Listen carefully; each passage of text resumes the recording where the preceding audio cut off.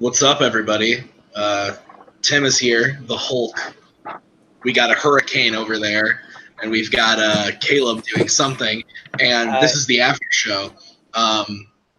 Kenneth Lee, Brooklyn Vail, is not here. He's nowhere to be found, which is unfortunate because I'm apparently leading this ship right now. I don't want to. The show was about to start, and I said, Cain, what are we talking about? And he said, you ever been on the after show? And I said, no. Well, actually, that's not true. I've been on like 2 episodes. But yeah, how you guys doing? I'm just editing some photos right now that I'm supposed to be editing. So What kind of photos? Engagement photos. Who got engaged? Some of my friends. Hot. Are you going to be in the wedding? Yeah, they asked me to be a groomsman. Ooh. That's cool. That's fun.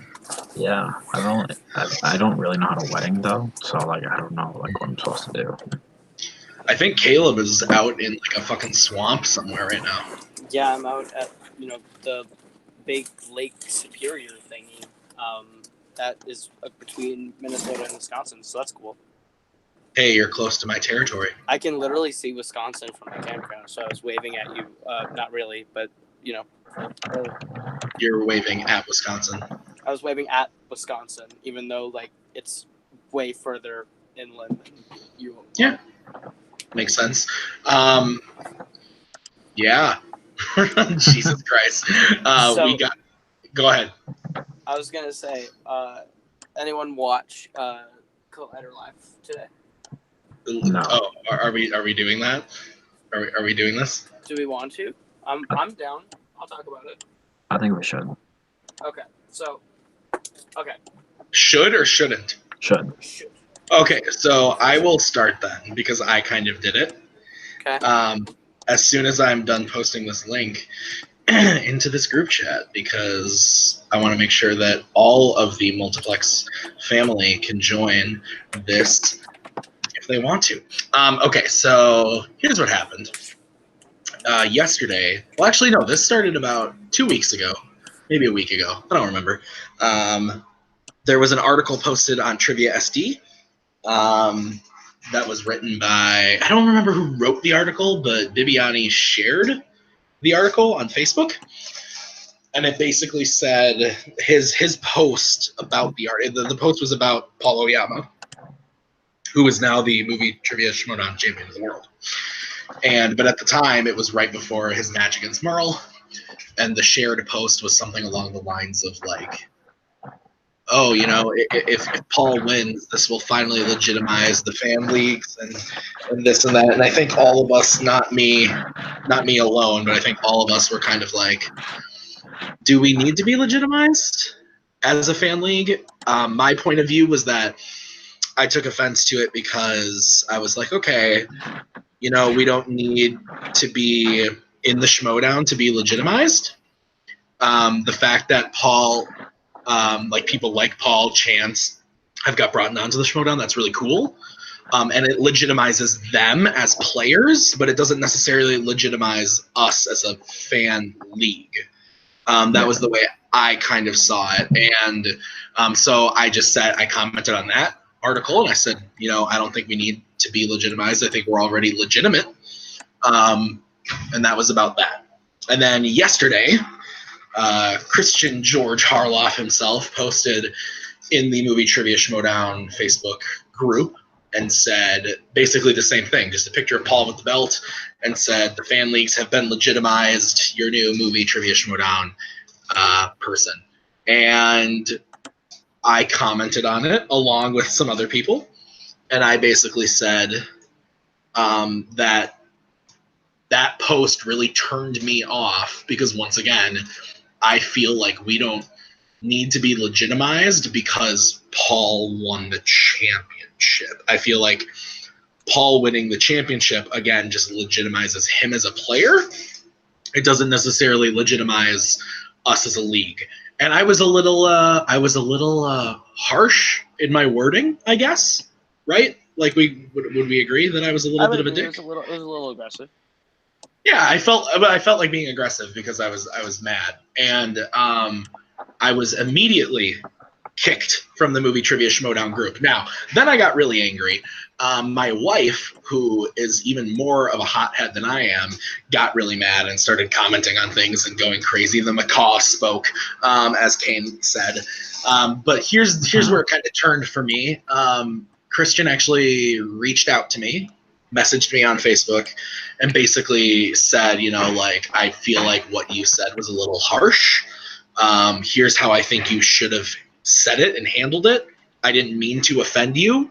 I don't think what I said was offensive. I don't think he 100% understood why I was offended, but I appreciated the fact that he reached out to me to explain himself, and that made me feel better. So I apologized for being harsh, and I told him that I recognized what he was saying and that I understood what he was saying and agreed with most of what he was saying. I know that he also reached out to Cody, and when Cody comes on, if he wants to touch on that, he can. But basically, yeah, he reached out, we talked, we worked it out. He accepted my apology and I accepted his, and then he let me back in the Movie Trivia Schmodown Facebook group. So basically, then on Collider Live today, he brought it up, said that the fan leagues were pissed at him, one fan league in particular, and I realized after the fact that that's what he said. He's not one fan leaguer, but he said one fan league, so I think that was us. But he basically said, he posed the question to Roxy and said, like, am I in the wrong here? And Roxy was like, well, people can get mad about whatever they want to get mad about, and so if they choose to be mad about this, they're going to choose to be mad about this. Personally, I think that was a little short-sighted. I actually really love Roxy Stryer. She's one of my favorite people on Collider Live. I know that a lot of people, for some reason, don't like her. I think she's a great addition to the show. I thought that particular comment was a little short-sighted, but again, I don't think that, because Christian took it further in the show today and said, like, yeah, I was trying to do it as a compliment. I was trying to say, like, look at what the fan leagues have produced. Hello, Cody. I'm here to validate the. Oh, I'm sorry. Too soon. Yeah. Too soon. So he was like, I was trying to give them a compliment, and they took it the wrong way. And I do think, now that this has all happened and has all been a thing, that there's a truth to that I did, and that we did take what he said The wrong way. Yeah. But at the same time, I don't think he truly ever understood why I particularly, because I don't want to speak for anybody else in the group, but why I particularly was upset, I don't think he understood, because I wasn't just mad that he used the word legitimize, and I didn't think he was saying, oh, the fan leagues needed to be. That's not what I was upset about. Like I said before, I was upset because I think that Paul as a player is legitimized by winning a championship. That in turn does not legitimize us as a league. But again, I think it's water under the bridge at this point, and he even said that he's gonna be promoting the fan leagues, which is a thing he's always, well, not always, but he's done a lot recently. And so I'm never going to play in the Movie Trivia Schmodown. So in the end, it doesn't really. So in the end, it doesn't really matter. But like I said, we talked. I apologized. He apologized. We both accepted those apologies. And everyone's saying kumbaya. Everyone's saying kumbaya. I listened to Collider Live today. There was a great interview with Frank Grillo. So if you haven't seen it, watch that. So again, I think that it's a thing that happened. From my point of view, to me, it's over. He brought it up. People were asking about it. That's my side of the story. Water under the bridge for me. I was a dick. I admit that I was a dick. I said I was sorry, and it's over. So. Okay. So today, in the Movie Trivia Face-Off Discord, there were a lot of comments made about fan leagues being polarizing, and that if you don't agree with our last stance today, that you don't deserve to be in the fan leagues, and that you're a weed that needs to be rooted out, and a lot of stuff like that. I think that's a very black and white response to a very nuanced issue, and I just want to say my piece real quick, Cody, and then you can have it. No, you're good. I just want to go next on that. Okay, that's fine. So, in the off chance that Christian Harloff watches this is the best way of putting the concerns that I think people had into words. Is that the reason why some of us took offense is because, like, yeah, we were inspired by the Throwdown, but we're not directly minor leagues per se anymore. We don't use that format anymore. We have our own format, kind of our own players, and like we've kind of become our own community with our own players, and we're kind of our own thing now. And when you use the word like invalid or like validation, that kind of implies that we're invalid, because Paul wasn't a champion, or that if any of our players weren't there, that we become invalid to them, which I guess is kind of a fair point. But like to say that our community entirely is invalid, I think kind of rubbed people the wrong way, because this isn't just like, it's kind of demeaning, because like this isn't just like a community, like sure we love the Throwdown, but this isn't a community of people that like are all here because we want to play on the Throwdown. Maybe that's why we all got in here at one point, but we all stayed here because we enjoy each other and we want to be this sort of family together, and that's why people kind of got rubbed the wrong way. Well, and to be fair, also, Cody, I know, I'm sorry, I'm just one thing. He said on the show today, like, they use our format. I think that's a huge thing, that Full Metal is clearly but they don't. Full Metal doesn't even use their format anymore. But they did. And so did we. But they're the ones that he goes to, which is fair. They're probably the bigger one, the bigger fan league. They're the biggest, easy. Yeah, and he has a lot of connections there, and that's fine. So I don't think that saying that like we're like when he said that today, like they use my format or whatever, so like they are kind of like a minor league. I didn't take offense to it because like I don't think he knows who we are. And so until didn't, but he didn't know until now, and so that to me is like, okay, I didn't really take offense to that point. Anyway, Cody. I think the main viewpoint that everybody says that if we don't get on Christian or Mark's thing that we need to be weeded out, I think that's just an incorrect statement, because how Harloff has pitched this from the beginning is that this is a WWE meets movie trivia. And I know not a ton of wrestling fans are existing, like even on this call, but like people have opinions on when people get pushes and when people get different rulings and different decisions. And like, if you're going to pitch it as that, you have to accept the criticism or the thing. I wasn't here for the first validation. I 100% agree that we went attacking. That's what I said. Yeah. Which was our problem. A little bore appears. Which was our problem on that matter. But the sad thing is I still stand by what I said, because not to be a shot at Harloff, because I think Harloff's done an amazing job. Again, he's brought this entire community together. But there was a point that the fan leagues kind of switched when, I'll just say it, when Dolman left. And like when it wasn't like Junior Harloff, or however you want to put that, when it actually became a community that didn't like a year ago, none of us believes that we're going to the Schmodown. It didn't happen a year ago. There was no fan leaguers that ever appeared on the Schmodown until Chance Ellison. And that was during corruption. So none of us did this to seek the attention of Christian Harloff. We just did this because guess what? We love the game that you play. We want to play it at home because there's no shot of us making it. Now 3 of the people that we've been on calls with have reached the big time. Well, 4 of them now. And one of them is now a question writer. So now it's like seeming a little bit different. But what I said to Harloff is I said, if the fan league players were based in LA, I think a ton of them would be dominating your league, because one, even Harloff said it today, they asked some crazy questions. We asked some crazy hard questions. We pushed some super hard boundaries. So my only viewpoint is I just wish, and it's even my point, when somebody gives you criticism or something, I just don't think it needs to be like a automatically get your feelings hurt. I think we just need to accept that people are going to have a difference of opinion. I think that's just how it's going to be. I just know from my perspective, and I talked to Tim and I talked to Kaleb and everybody, we're just no longer going to go seeking that. Unless we are personally called out, we as a stance are just going to bow out of that, because clearly we don't see eye to eye. We didn't end it the way we wanted it to. But if it says, hey, Multiplex is doing this, that's when we can go to bat because that's our product and that's what we believe.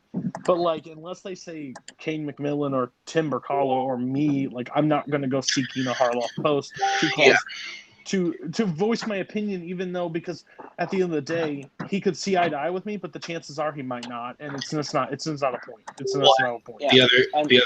The other thing that I said going off that point last night when we were talking about this whole thing was that I've been a fan of Schmoes Know since Toad Hop, and I have been a fan for just a really, really long time. I've seen everything that they've done on Schmoes Know, War Collider, and now the movie Trivia Schmodown. So, and I've never been the type of person to comment on things. I just don't do it. I don't comment on videos. I kind of keep my opinions. And now that I'm in a group of people, coming up on a year just about being in this community, now that my friends are here, that was kind of the drive of like, oh no, you're talking about my friends, I'm going to comment and be angry when I probably shouldn't have. And so I'm just going to go back to being like, unless he literally calls out by name me or Multiplex and says like Multiplex Entertainment is fucking dumb, then I will say something. But unless he does that, or unless he says Kaleb Koho Kaleb Koho is an asshole. But unless he says I won't even go after him for saying that makes sense. But unless and it's not even just him, it's anybody Schmodown related. I don't want to make this think that like it just so happened that this happened with Christian, but this easily could have happened a week ago when we were all commenting on William Bibiani's thing. So I don't think it's just Christian. I think that had Emma Fife posted the link into the group, or Mike Kalinowski posted something or whatever, it could have happened with anybody. It just so happened to be the guy who created the whole fucking thing. Yeah. So. And again, like just to clean it all up, I don't think any of us mean any offense to Christian and Mark. Their game is great. Obviously, we're all fans of that game. It's just that's why we've all grown beyond it on our own in our own community, and that's not to say like their format's any bad or anything. We obviously love it. We all used it for a time, but I think by making these new formats, it allows us to like flex our creative muscles and try to find ways to change things and see how things work differently and how to make the game more accessible to the people who are online rather than the people who are in studio who can actually pick the 3 questions or whatever. It makes the game more interesting for people who are like on hangout calls and stuff like that. Yeah. And we're not doing it for like their validation or approval, and that's why people got rubbed the wrong way. Well, and I think also to say I agree with everything you said except for there was one phrasing you said, grow beyond. I think that's a little harsh. I don't think you meant that. I just think we've changed. Yes, I don't think you meant it that way. I think you meant like, we've evolved our version of the game. But like we're all even evolved is a strong word. Yeah, we've just switched our format, so we aren't the same. Yeah, well, we're all still fans of the Schmodown. Yeah, like right. Oh, yeah. Hey, look, we've got the real Kenneth Lee on call. Okay, hey, so right there. Do we have anything? Does anybody else have anything to say about this, or should we move on? I think we've covered it, honestly. Let's have some fun. Yeah. Okay, so I'm only here for a little bit. Like I'll be gone in half an hour. I heard there was a dance match that went a little cuckoo for Cocoa Puffs. Oh, I wouldn't say cuckoo for Cocoa Puffs. I would just say just an internet connection sort of stalled things. I don't fault the competitor whatsoever, but I'm sure. Was I the cuckoo one? There's a lot of things I can say about that match, but no, I'm here to say what you want to say about the match. I will literally say that question number 2 is the most injustice thing I've ever seen in my life in a debate. But you know what? I don't expect much when Brooklyn and Malcolm are on call because they screwed me over at late night. No, I'm just kidding. No, I honestly do believe that it was rough. But Boatman likes to Boatman. You are more like Koho than I even know. You repeat yourself more than Koho does in debate, and I find it very fascinating. A lot of buzzwords. Just because one turd is another turd. Robert the Hobbit? It's not a turd. one turd doesn't mean it's another turd. If it's another turd, then it doesn't mean this turd, and then it smells, and then there's a fart, and then if it doesn't smell, like he just said, he literally talked about poop like analogies for literally a minute and a half. It was the most in a music debate. But I didn't watch this debate. Did you actually use poop analogies for 5 minutes of your debate? Not 5 minutes, but I did use like 2 poop analogies. Okay, listen. And I still won the question, though. I still won the question. Hey, I'm just going to leave this alone, Koho. Koho, I'm just going to give you a piece of advice. I don't think you can give anybody a piece of advice when it comes to dance-off. So Robert is in the chat, and Robert says, Koho isn't a buzzword person. He's just a broken record. Nobody can buzzword about themes like me. That's true. Robert buzzword. If you guys are watching at home and you haven't seen the latest Nerdgasm semifinal, Robert Parker versus the Hurricane, Robert goes full. I thought he was talking about themes. He loves to talk about themes and themes. And I was editing that match, and every time Cody went, it was the greatest thing ever. And then all of a sudden, just like towards the end of the match, Robert's like, and then the themes of the movie, and Cody rolls his eyes, and Robert's like, Cody, it's part of my argument. I have to talk about the themes. It was amazing. It was the greatest thing I've ever seen. I literally wanted to run off, get hit by a train, because I was like, fucking love you, Robert. Oh, there it is. There's one more themes. Paulo Yama, everybody tell Cain not to go to Canada just to meet Shang-Chi for 20 seconds. Yo, guys. Hey, don't go.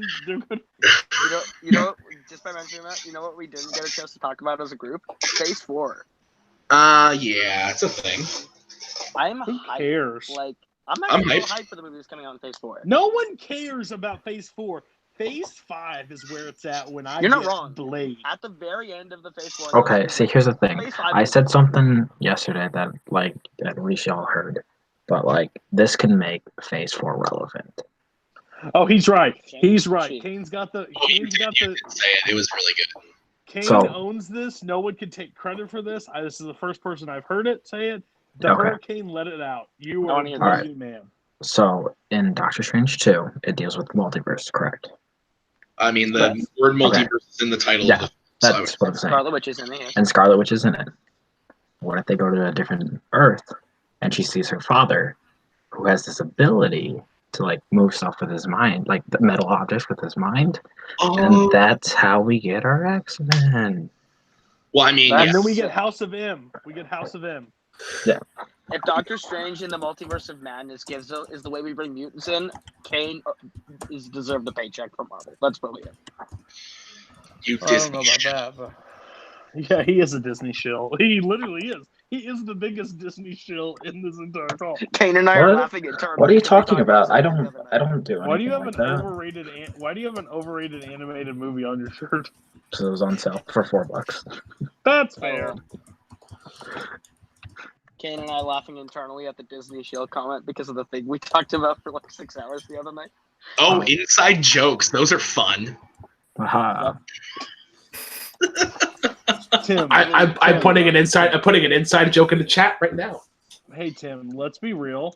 Mm-hmm. Would you rather have been on a call with Koho and Cain for 6 hours to learn this inside joke? I think you're the real winner for this, and I think Cain's the real loser because he had to be on a call with Koho for 6 hours. Oh no, it was kind of just us just talking about if we can make a Disney movie, it'd be this kind of thing, and we kind of Co-hosts would probably just be Ed Sheeran music. Oh well, we only made one. I was like, this is what I'd like to do. We made one idea, and it's pretty great. His literally probably start Talking Cars and Ed Sheeran.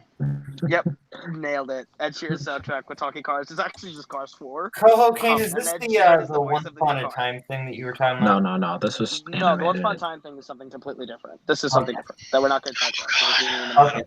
I don't know if I can get inside the mind of Koho for much longer. I think Koho and I had a... Oh, no. Okay, if you thought the Once Upon a Time thing was insane, Boatman and I made something way stupider on that same level. Yeah. with a different brand entirely. Yikes. That's a thing. That is a thing that I don't want to share on the air. Yeah, no, it's way too cringe to share on stream. Oh, 100%. We'll tell them off it. Yeah. Did you guys like take the Transformers series and like have it cross over with like 50 Shades or something?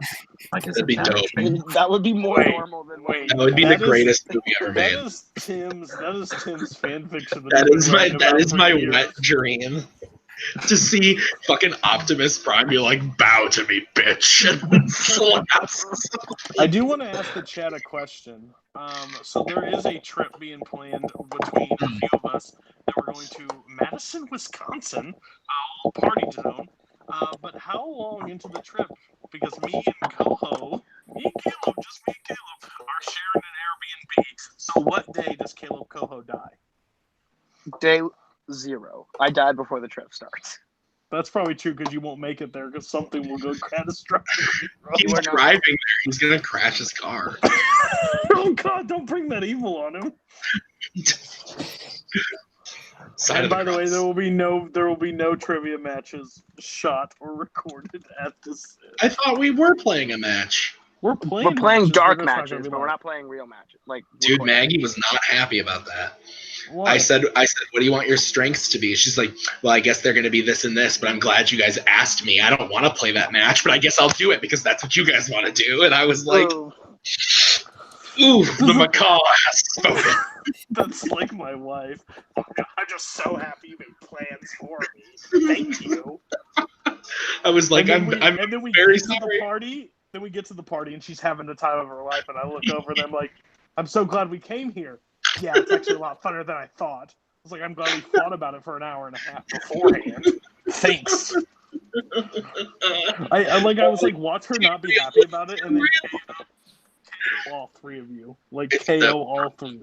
It's gonna happen. Speaking of upcoming trivia matches, those fandom matches have been dropping like crazy. Cody, have you seen any of them? Oh yeah. Yeah. You popped up in at the end of Jay Burns's most recent match, and just talked some mad smack to him about me on behalf of me, and I was very happy. Thank you. Yeah, because he's a punk bitch, basically, and he likes to run his mouth about things that he can't contain. So then the fellowship has to come whoop some ass. It's just him coming into heaven. I do too, but it doesn't mean he's not incorrect. But he did spend more time yelling about Nico than he did about me, so he calls himself. They might have to face off at some point in this tournament. Who knows? He calls himself the arsonist, but I've yet to see him burn anything down. How is Fandom's doing lovely? How's Warzone doing? Warzone just uploaded our final 2 matches of round 2. Kirk versus Jacoby, which was a pretty good match, and then myself versus James White, which was also what? There's something happened at the end there. I'm not quite sure. Like, what happened at the end of Kirk and Jacoby's match? Oh, you act like I watch these things. I don't. Yeah, I know. I don't know what happened. No? Oh, love you guys too. You know, I haven't watched it yet. Trying to build up the old new British Empire with Jacoby and Tony, but I see we're still going to be bottom feeders. I'll be honest, I didn't even remember that happened. That's how you plan to win, huh? That's how you plan to beat us. That's cool. We'll beat you with humor. You'll beat us with a funny bone. We'll beat you with our records. All right. Do you guys want to play a quick game before I leave? Sure. Yeah. Do you guys want to do multiplex squares? Maybe No. the Caleb's will No. do. No. Dang it. I had that one all set up and everything. And What do no you- fucking what do you- no Mad Libs, please God, no Mad Libs. I think just we go with the classic. Like, we don't What are know we doing? yet. What did you say? What are we doing? Playing a game, but he wanted to play multiplex squares, and I said Well, no. like, I don't know. We could do like. We're not doing Like that. Kevin Let's- Bacon. I'll play around at 6 degrees of Kevin Bacon, then I gotta get out of Yeah. here. So. Yeah, let's play that. All right. Because Cool. your mom's like, you gotta come to bed. We'll let Cain start because this is probably his last after show for this. Oh, that's so sad. Is Kevin Bacon the one where it's like so and so was in blank with so and so, or is he just okay? All right, I guess that means I have to stop editing. Hold on. Okay. Be ready because fucking Boatman's gonna throw. Well, we should figure out the order, shouldn't we? Well, it's gonna be Cain will ask Boatman. Boatman will ask Koho. Koho will ask Cody. Cody will ask Tim, and then Tim will ask me, and I'll ask Cain. So our job is to get rid of Boatman as fast as possible. Okay. Yes, 100%. All right. Because he will just throw out obscure ass movies. Look at him leaning back with his arms up. I guess you can try to beat me, but you won't. Okay. I must break you. If he dies, he dies. I watched Creed 2 today, and it was just as good as I remembered. Man, I love Grudge Match. All right. Let's go with a solid one of. Just pick a movie. Franchise rule applies. Franchise rule applies. Franchise rule applies. Yeah. All right, then I'm just gonna we're gonna start with Disney because why not? Because Disney show. Let's go with Aliki Corralio was in Moana with Dwayne "The Rock" Johnson. Okay. The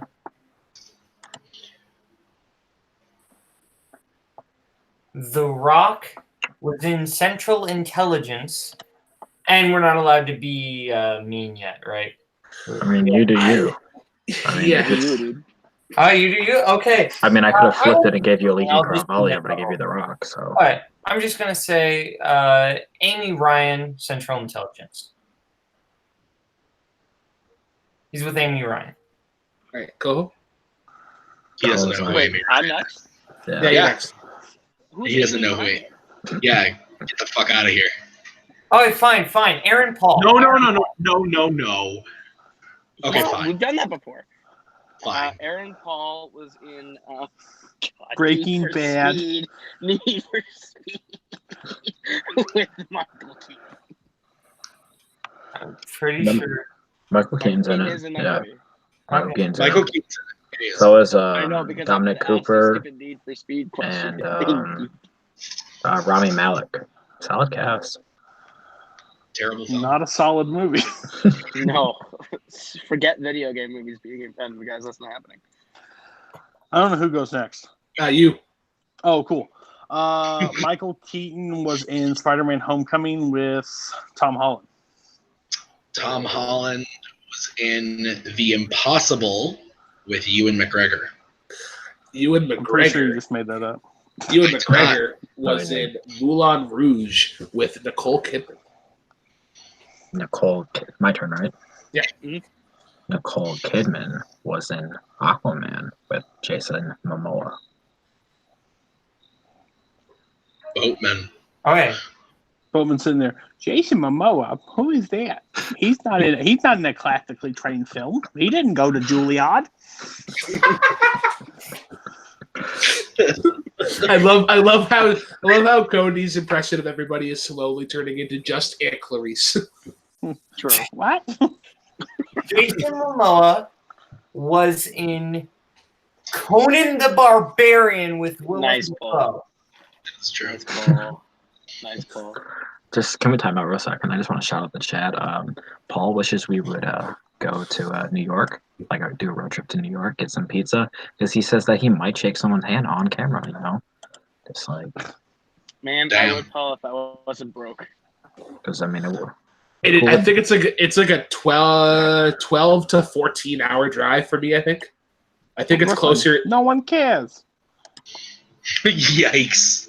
True. All right, as long as no Kaleb. one tries to kiss anyone. Okay, so what'd you say? Was it Jason Momoa was in Conan with who? Conan with Willem Dafoe. I think he Willem said. Dafoe was in The Last Temptation of Christ with Harvey Keitel. Yeah, he was. Glad you watched that movie. You like that movie? Me, right? You watched it. That's you, Cody. It's you. Okay, Harvey Keitel was in Pulp Fiction with Quentin Tarantino. Quentin Tarantino was All in. his films are connected, so you're wrong. That's the franchise. No, Actually, it's not. technically, He says it Killer, himself. a movie He within says it somebody himself. else, but Death Proof is not connected at this point. Shut up. No Also, one likes you. like the MCU is all connected, but we'll allow like people to pick other MCU films as long as it's not part of like the trilogy. Yeah. Okay. So Quentin Tarantino. Justice League. Yeah. Oh, I didn't know that. Okay. Get wrecked on him. Okay. Quentin Tarantino was in Django Unchained Yes, I watched that today. with he was in Django Unchained with You could sing somebody right now. Kerry Washington. No, I was hoping that. Django Unchained is perfection, guys. Oh, Kerry Washington's in Scandal. I'm trying to remember what other fucking movie she's in. I'm sorry. Is this a game about TV shows? I know. Kerry Washington was in. A Fandom film. Just stop. Oh, thank you. Kerry Washington was in Fantastic Four with Jessica Alba. Fuck yes, she was. Who gave you that hint? Mr. Koho. You're an Fuck you. idiot. All right. I hate your It's flat Brooklyn. bill. I just wanted to help him. He's my mom. No helping. You have an ugly son. Unless you have to help me. That's what my real mom said. Shit, which one is she? Doing one of them. She's probably right. heard that from the other room. So am I allowed to help Cain? I just know. So I know like a movie she's in, but I think she's in one and not the other one. I can't. Oh, which Paul Walker are you trying to think? I know the not answer to thinking of that. Paul Walker? No, it's a comic book movie, I know. Oh, yeah. and I'm trying That's to figure fair. out is she in one or the That's other.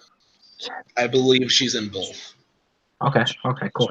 I'm Then pretty sure she's in both. I'll just say Someone this caught is that. a scheme to get rid of me, but I will say Jessica Alba's in Sin City with shit. What else is that movie? I've I never want to seen say it. something so bad, but I can't. Oh, Paul, I was literally thinking good luck, Chuck. I was literally thinking Me about too. that. And I thought that's what he was going to say, but then he goes Sin City. Is it bad that I was thinking of Honey? Yeah. Yes. I was thinking of Spy Kids 4. Oh Yikes. shit. Okay, Jessica Alba's in Spy Kids 4 with Joel McHale. Thank you. Oh, okay. I mean, also in Sin City is Mickey Rourke. I was going to say everyone's my board. Is Josh Brolin in it? Because I can't remember. Well, you He's already the one. said Joel McHale. No, I was You asking. already It's said like, Joel McHale. no, I was saying it's Josh Josh Brolin. Brolin's in the second one. Okay, that's what I was wondering. Okay. Joel McHale is in The Informant with. Yes, he is. You can fact check it. Let's go Patton Oswalt. I'll be nice. Thank you. Patton Oswalt was in The Secret Life of Pets 2 with Harrison Ford. Was Kevin Hart in that one? Harrison Ford signed on for that movie. Oh, In that movie. He plays an Okay. old dog who's seen a lot of stuff. It's a terrible movie. Sorry, my child was really screaming loud. Okay, I will go with the one of the worst movies I ever got dragged to. Harrison Ford was in The Age of Adeline I with thought you were Blake gonna say. Lively. I thought you were going to say 42 because there's no controversy with that. Go to you said Disney. with Go to Blake Disney. Lively. Yes. Blake Lively was in Green Lantern with Mark Strong. Ooh. Mark Okay. Strong. I want I to wonder- yell. I want to yell a certain word. Me too. Well, I'm debating between Sherlock and Kingsman if I know if I can throw any dick punches. Yeah. The fuck? What did I do to you? Jeez. Hey, Kate, you should just yell it real quick, just because it's Mark Strong was in Kingsman, the Secret Service with. We'll go easy. We'll say Michael Caine. Shazam. You could have said Taryn to really make two people on this call extremely happy. You right. But so I have Michael Caine. Michael Caine. I failed you, Master Wayne. I'm so sorry. I filed you. Michael Caine Gave me your trust. I failed you. is in Do I want to? I don't know what I go to this, but I kind of want to go to the office. All right. Today, Michael Caine is in The Dark Knight Cool. with Heath Ledger. Heath Ledger? Yeah. Okay. I'm about to get. Well, thank you for giving me that because he's been in some very indie films that I respect so much. Time to get Koho out of here. How about you don't? Heath Ledger was Enjoy your vacation. with Larry Miller in 10 Things I Hate About You. Has that person been in more than one movie? Yes, I can name multiple movies he's been in. I call shenanigans here, sir. You cannot call shenanigans and Can 60 someone degrees of who's Kevin not Bacon. near Koho look up to verify that Larry Miller is in more than just that one? Wait, Someone is he want to look it admitting up and defeat? give me the answer just to screw over Boatman? No, we're not doing that. Oh my gosh, Larry Miller's been in so many things. You're completely incorrect. Let's take that Hey, one. Kane, you want to save me? No? I don't No, know. fuck you. All right, so that means Caleb is eliminated and Cody gets to start fresh. Oh, cool. This was fun. I love you guys. I'll see you guys when they get Larry Miller is the dean and the nutty professor. He's also like, he's gone. And he's gone. All right, Cody, you get to start. Okay. So I'm going to go with who follows me? Tim. I do. As much as I would like to take you out for all the stupid challenges you've ever pulled against me. And dark matches. Let's be They still honest. count. They Let's be still honest. count in the heart. Let's be honest. The real enemy here is in a boat. A That's little true. boat. I'm going to say that, but now I follow Boatman, so I can't screw Boatman. Remember, Boatman, we're friends. right, I'll be next. I'm going with Drew Barrymore was in the best romantic comedy of all time, Fever Pitch, with one Jimmy Fallon. Why do you hate me? Hey Tim, Jimmy you can make Fallon's been in a ton of things. Tim make your wife Oh wait, no, proud. Jimmy Fallon was in Taxi with wasn't I think it was Queen Latifah. Was it Queen Latifah? Queen Latifah is correct. Okay, Queen Latifah. I was like, you could have gone almost Jurassic World. famous. Jurassic World. Or Yeah. almost famous. It's not. Yeah, I you're was right. thinking Jurassic World. Queen Latifah was in. Queen Latifah. Queen Latifah is in Scary Movie 3 with. I fucking hate this guy. Queen Latifah is in Scary Movie 3 with Denise Richards. I'm not even gonna try. It's been fun, guys. Thanks for ruining his last after show. Well, you can still be on the call. He doesn't have to leave. No, he must be banished. All right. Yeah, So it's Enjoy like the magic Survivor. of kingdom. You So, have been but that removed. means Boatman gets to start fresh. No, I didn't even get to go that round. This is why I I hate get to Boatman. start Well, with. you could try. Like Denise Richards was in something. She was in something. That is the most. She's that in, is- No, I got one. she's in a big Fandom movie. Denise Richards was Folding in. Koho's laundry. Denise Richards was in Caleb's house with Caleb's mom. I accept it. Boatman, you ain't gonna start with Caleb's mom. I believe she was in The World Is Not Enough or one of the Pierce Brosnan Bond. Yes. yeah, it was not enough. Yeah. You Okay. think I Chris Smith Jones. Bond's movie? All right. I will. You know what? I'll use Denise Richards as the jumping off point. Denise Richards. Oh, that's And- Denise Richards? Shit. Denise Richards and Neil Patrick Harris are in Starship Troopers. Neil Patrick Harris was in Gone Girl with Rosamund Pike. Is that Yeah, how you that is pronounce correct. it? Okay. Rosamund Pike was in Jack Reacher with Jai Courtney. Jai Courtney was in Suicide Squad with. It's like I know exactly where you can go on it. Oh, fuck you. Was in Suicide. Fuck, we'll just go Margot Robbie. All right.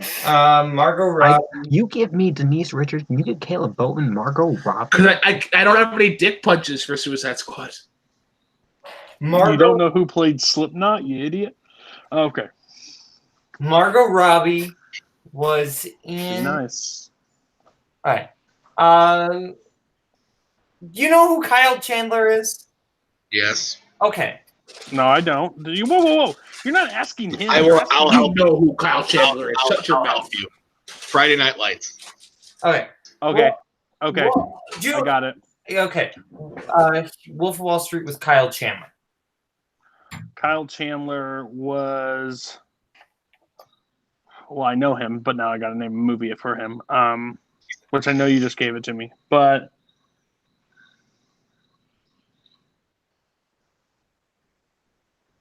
You should clarify it's the TV show. Just saying. Isn't he in the movie too? No. Manchester by the Sea with Casey Affleck. Yes. Yeah. Okay. That's what I thought. Casey Affleck. Or I call that Depression by the Sea. I like that movie. I do too, but it's very sad. It's very sad. Casey Affleck was in Gone Baby Gone with Morgan Freeman. Okay. Morgan Freeman. He's like, thank you. Morgan Freeman was in Glory with Matthew Broderick. I'm supposed to be nice to Cody. Okay, I can't do that. Remember, you can take me out at the end. We can be in the championship match together. I was going to say Jeffrey Jones, the actor who played the principal in Ferris Bueller, but I won't do that to you. Let's go with. I might be able to do it, but no, don't do it. All right. I'll go straight to your favorite movie. Matthew Broderick was in Lion King with Nathan Lane. Oh, thank you, you beautiful bastard. Nathan Lane was in The Producers with Will Ferrell. Will Ferrell. Will Ferrell was in Anchorman with anybody. Fred Willard. Fred Willard was in it's a couple minutes ago this one. Fuck you, Brooklyn. Well, Fred Willard's Canadian. Options. Oh, okay, I didn't know. So clearly you know who he is. Yeah, Fred Willard's in Wall-E with Jeff Garlin. Okay. We're blanking on other Jeff Garlin movies. Dang it. I know I've got one. Garlin is. I have one. I'm blanking on other movies that he's in. You just took him out with Jeff Garlin? Wait. You don't get to repeat the question, sir, by the way. I'm going to need an answer in 5, 4, 3. Okay, wait. Jeff Garlin was in... Yeah? No, bullshit. Finding Nemo with Joan Cusack. He's not in Finding Nemo. He was in Daddy Daycare with Eddie. Daddy Daycare. Wow. That's what I was going for right away, was Daddy fucking Daycare. How did I do this? I did the impossible. Oh my god, that's funny. Okay, so I start. Yeah. I'm going to go with... I'm going to go with the most beautiful man in the world, Jake Gyllenhaal. Oh, fuck yeah. You tapped us? 100%. Oh, yeah. You wouldn't? How dare you, sir? How dare you? That's a lot of publicity. Jake Gyllenhaal was in Southpaw with Rachel McAdams. Rachel McAdams was in About Time with Domhnall Gleeson. Domhnall Gleeson was in Star Wars: The Last Jedi with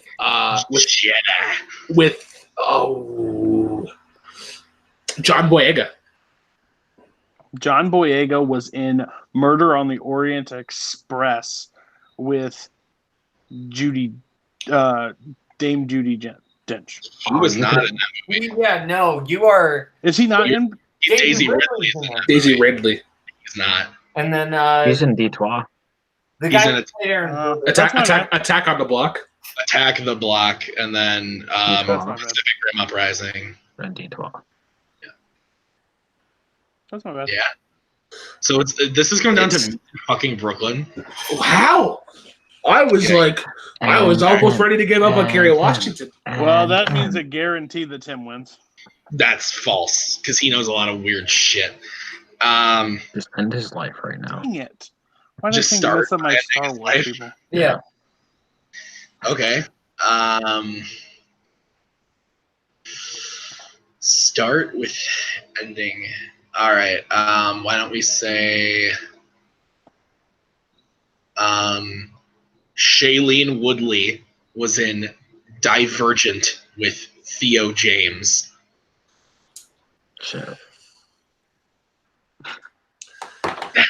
Theo James was on my Twitter page where you can follow me at the real BK10 that I went out the word. You can follow me on Instagram, at also at the real BK10 right here at Multiplex, helping run Nerdgasm among other things. I'm gonna go to bed now because, to the surprise of absolutely nobody, I have to be up in 5 hours. No one cares. All right, you guys smell except for Cain, Kaleb, and Tim. Drive unsafe. Drive safely. Cain, safe travels. Message me whenever you get to Florida. I want to make sure I want to make sure that you drive safely. Well, drive unsafe. So. That's an insane amount of driving for. I mean, I'm driving and flying because I'm flying to Texas. Oh my word! Who must it be? The man has come out of the dungeon himself. It is Tim Smith. You live. Yes. You live. When you work about 14 hours a day, it kind of sucks. But I heard it was Cain's last after show as he becomes the new corporate sellout of Disney. So Cain, I just wanted to say, have fun in California. Oh, I'm going to Florida. It's in Florida. Okay, good. have fun hanging out with Haven down there. But no, I wanted to come on because I might not see Cain for a while, so I figured why not? It's gonna be sad. Yeah. Here's what Tim is. Tim is like the drunk dad that's like, oh yeah, son, have fun at your baseball game. You're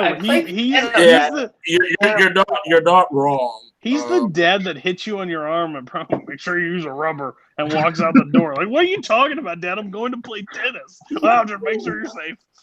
What are you doing? That's great. That is actually great. Oh, that does make coffee better. Oh, okay. Awesome. Gross. Oh, that is funny. I will be right back. Yeah. Bye. So you corporate shell out.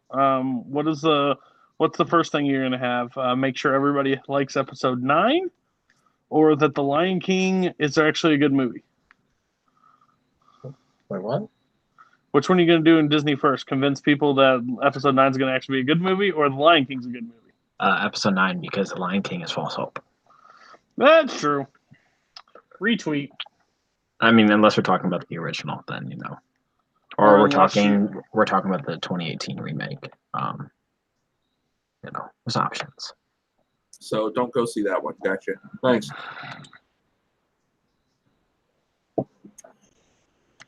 So man, we got that dead silence. It's great. That's what the after show's good at sometimes. Well, okay, I'll start talking about something. Koho realized that I had hate this person. I hate Zach Braff with a passion. We were talking about Chicken Little the other day, and I just started talking about how much I hate Zach Braff because he's the worst. He's not the worst. Zach Braff is the worst. I think you hate somebody more than Zach Braff, and I think his name is James Corden. James Corden. Retweet. I don't want to say hate him, but there is two people in this world. Whenever I see their name or just see them appear, I'm like, I lose That all makes interest. no sense. This is the same reason No, people no, no. hate Do Guy not say- Fieri. don't This say man's no just sense. following his dreams. No, Y'all right? just Okay. want to shit on him. Hey, Caleb. Leela. Hey, Cody. You cannot What say does this that. man ever do besides give people carpool karaoke and play a voice in a rabbit? Oh, Y'all are just hating on him because he Not- just followed his I dreams. don't like his humor. Okay? That's it. fine, but the man doesn't deserve all your hate because he Okay. brings joy to children. Oh, Y'all all right. just hate him. Playing a All right, role Cody. guy in that movie. Cody, all I'm going to say is you can't say that because if you see a movie come up from the guy who made Batman v Superman and Watchmen and Zack Snyder, you're already mad.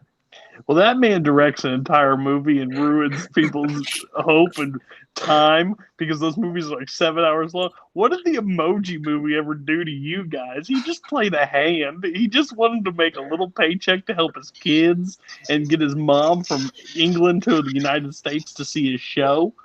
Y'all just hate on James Corden just because he's fat, and that's just rude. I just don't find him funny. What? I know. Everybody hates on him, and I get it. But he's never every one of the movies he's done, which so far I think is like Into the Woods, Emoji, Trolls. Yeah, he's in Trolls. Yeah. And what was the last one? Peter Rabbit. Yeah. Peter Rabbit wasn't bad. I've seen none of his work besides Into the Woods, so I really have nothing. All I have to do is like what he does on his show, and his show is good for me. I find it funny. Like, have you ever seen like the episode where he does "Spill Your Guts" or "Fill Your Guts" with John Hamm? That is comedic gold.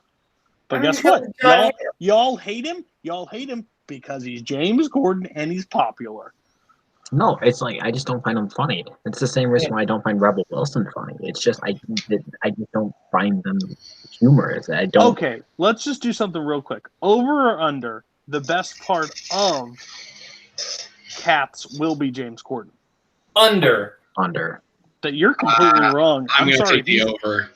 He's a fat cat, and the rest of them are taking it way too serious, everybody.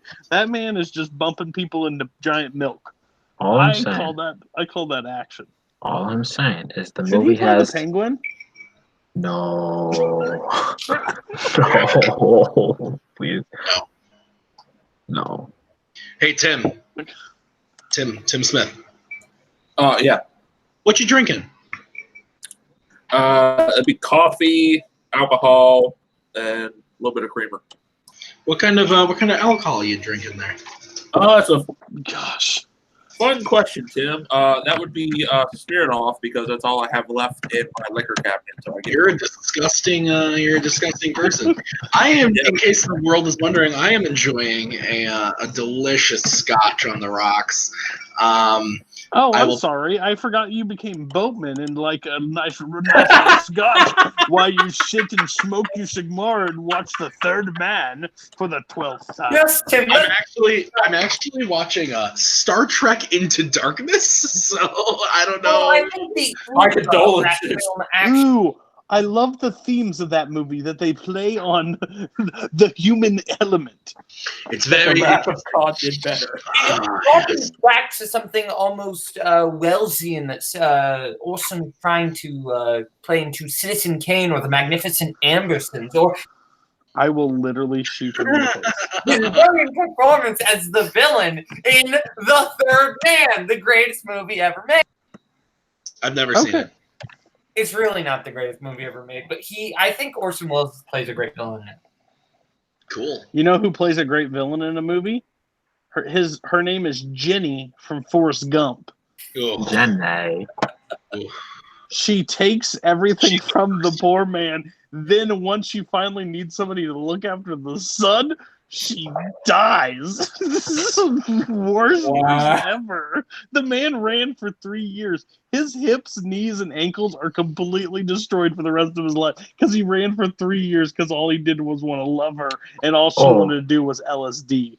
I mean, he also ran for Alabama, you know.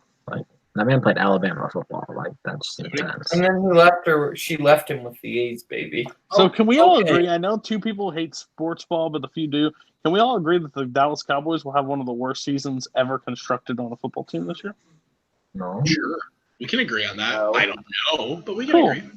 I mean, they're definitely going to have 2 wins over the Giants, so. More than 2. Well, they only play the Giants twice. Did you say more than 2? That's No, I'm talking about overall. They're going to have more wins than the Giants. Giants might get 2 if they're lucky. No, I'm saying like you have 2 guaranteed wins with Oh the no, Giants. yeah, all right. we're going to That's sweep the that ball. whole division, Kane. We're going to sweep the whole division. That's not happening at all. Okay. Anyways. I don't know what else to talk about. I'm kind of drunk right now. You're not drunk. You're not drunk. Yeah, I'm drinking a nice water. On the rocks? You know what we could talk about? You know what we could talk about? Chicken. I watched Chicken Run yesterday, but no, not that. How was that? I fucking love that movie. Fair enough. Okay, That what can movie- we talk about? I was gonna suggest we could maybe talk about that movie that came out this weekend. Ooh, wouldn't you want to save that for like a certain like spoiler thing on Tim Loves Movies? Yeah. Well, I was going to, but then Caleb decided to go on vacation. I kind of Replace him with other Caleb. we can talk about it. I don't think anyway you're not going to like my opinions, even though you've heard them. But I don't think the general public will like them. But that's fair. I don't think that's true. I think most people didn't like it. So. Well, that's valid. It made 180 million this weekend. That is disgusting. That's 180 million dollars. so okay. So my only viewpoint is Especially after. Go ahead. You can talk. Go first. my only viewpoint on this movie is whatever you feel for the movie. Like if you think it was a well constructed movie, fair. I will let that slide for you right now. Do I 100% disagree? Yes. But my thing is the people that are putting comments out that it is better than the original is That's stupid. crazy. That's crazy. That just makes no sense. You are Kaleb Koho at his finest. You are new biased. You are new biased because you saw something recently and it stuck to you. There's no way that this movie even comes close to what the original did. But if that's the kind of like animated CGI that you like love in a movie and like you love breathtaking spectacle, this movie's for you. But if you're in for story, emotion, songs, anything the Lion King brings you, besides the occasional voice acting that's mixed for most people, then this movie misses on a lot of levels. Agreed. That's just my viewpoint because I've seen some people, one in this community, Mr. Eli McCaig, I hope you're watching this. You are completely wrong. You're completely wrong for you. He commented on my Tim Loves Movies review and said that, you know, he really, really liked the movie. I don't think he said that he liked it more than the original, but he said he really liked it. It could be better than the original, and for it to even be could is insulting to me. And again, everybody knows this is my favorite movie of all time, so I hold this in way higher regards than most people. But the thing is, I actually said this to Kane, and I walked out of Aladdin not liking Aladdin as much, but I give Aladdin more credit than this movie. Because it did different things. Well, it did different things, and they literally had a death of a character that they couldn't, like, do just an imitation of. Like they couldn't get somebody to do a Robin Williams impression. You know what I mean? They had to swing something completely different, and that's justified in what they did. Do I think they miss on a lot of levels in that one? Yes, but I still stand by. There's only one Disney live action that's a remake that's come out. Well, 2, I would say 2 maybe that has come out that I would pop in maybe over the original. Jungle Book And probably Cinderella, just for the simple fact is I've never like associated with Cinderella as high as everybody else. So Right. like I think like Lily James and stuff, I think that movie has more spectacle and something that I can grasp from. Yeah. But like I don't think Beauty and the Beast, I don't think Aladdin, and I don't think Lion King you would ever pop in over. And we know Disney's just building up their bank account because they're launching Disney Plus. Like the thing too, like I'm definitely in the minority here, but I actually really like the Beauty and the Beast remake. No, Like, I think a lot of people think it's fine. Well, I love it. I would say, like, I love it. I really do love that movie. Even though it did basically exactly what The Lion King did, it's the exact same movie. It's just like 30 minutes longer. That being said, are we excited about Mulan? Because I actually really like the trailer. Okay. Yes and so, no. Can I go first on this But one? I will definitely love this one, yeah. Yeah, so as probably at least the most passionate person about like that, or that was my number one most anticipated movie for next year, and then the trailer dropped, and like it feels like it's going to be outside of Maleficent the most different, and that could be good and bad, and the trailer didn't necessarily sell me. I sent it to my friend, and she was like, the cinematography looks great, but it's like not the story I know, and that could be good or bad. And I think it's hard to base it off of one trailer because I enjoyed Aladdin more than most. But the trailers were all kind of shit. So maybe it's just one of those kind of scenarios. It's also a teaser, so we don't see much. My friend was pretty worried about the actress's acting capabilities. She said it seemed kind of bland. But I trust Disney. I think it's going to be a new story, which should benefit it. But at the same time, I'm like, the fact that we don't get Mushu and we don't get the songs is kind of weird. Yeah, it is weird. But I mean, like, I think they're taking the fact that like everybody's just complained about like, oh, you're just like, they're never going to please everybody because they're either going to make a movie like The Lion King that is the exact same thing, but it just compales in every way in comparison. Yeah. Or they're going to do something wildly different, and they're going to upset the people who want it to be the same. So yeah, I think go ahead. Sorry. I was going to say, I think the best meeting they have so far when they've done the remakes is it's where they kind of stay true to the Disney story, because a lot of these things are based off different stories that are then Disney-fied. So they usually, like the remakes that they've stayed kind of grounded to the original story, but then make differences to the story, I think has been the better ones, because my two favorite are Jungle Book and Aladdin at this point. And I think those are still very similar to the actual like original movie. Then, yeah. But yeah, so go ahead. Every time I think you're wrapping up, you're not. So I think my biggest stance on it is I am different because I think Beauty and the Beast, you can tell a story because that's animated and you're actually using actors and moving it into a different light. Yeah. I think Aladdin, same thing. You're moving it into with actors and you're actually showing it into a different light. Lion King was the only one that never made sense to me because it's basically no human elements.